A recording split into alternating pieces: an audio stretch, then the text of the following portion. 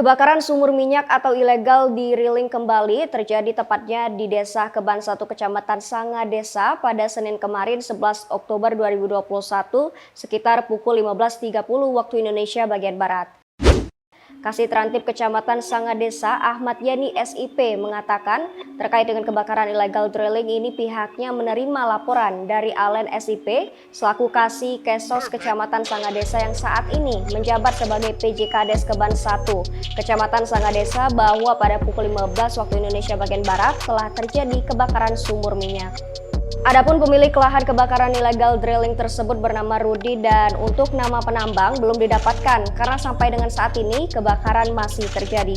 Sementara untuk korban sampai dengan saat ini belum dapat diperkirakan karena tidak ada yang bisa merapat ke TKP sebab hawa panas jarak hingga radius 100 meter.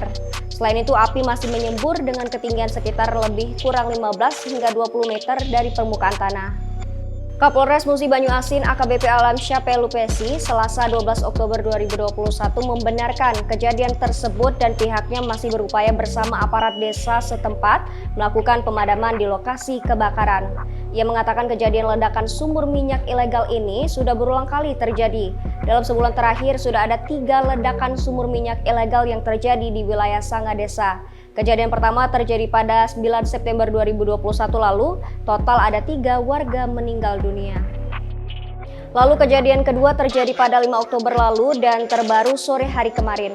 Alamsyah mengungkapkan belum dapat memberi keterangan mengenai kejadian kebakaran baru-baru ini lantaran tim masih bekerja di lapangan.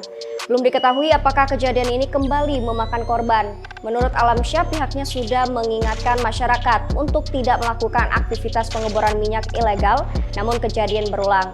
Sebelumnya juga Polda Sumatera Selatan telah menutup 1.000 sumur minyak ilegal di bumi Serasan Sekate.